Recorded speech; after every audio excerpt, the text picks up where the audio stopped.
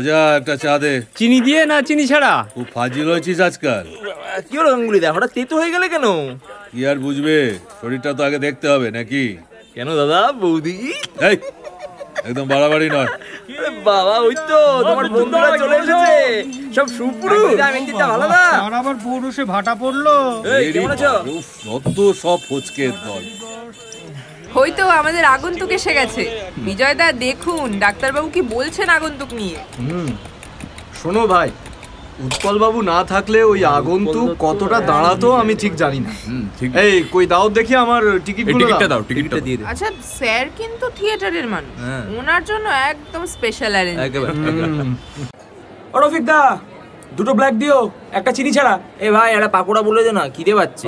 আমারও খিদে পাচ্ছে। আর কি, ওই পেঁয়াজ পাকোড়া দিয়েই তো দাদাগিরিটা চালিয়ে যাচ্ছে।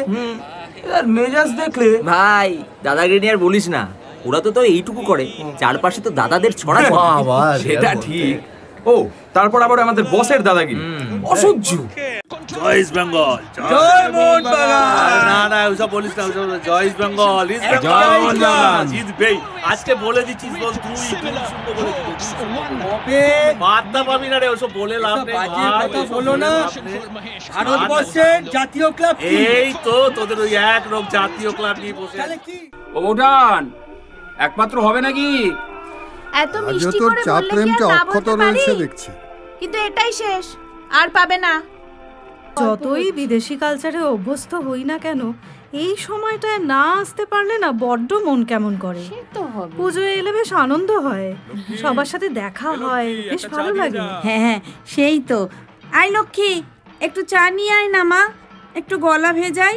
হ্যাঁ গিন্নিমা, নিয়ে আসছি। ওদিকে দাদাবাবু তো চা চাইছেন।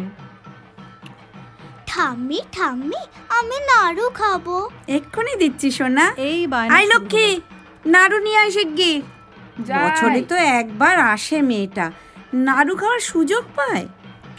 আমি নাড়ু খেতে ভালোবাসি বলে ঠাম্মি আমার জন্য নাড়ু পাঠিয়ে যায় জানো।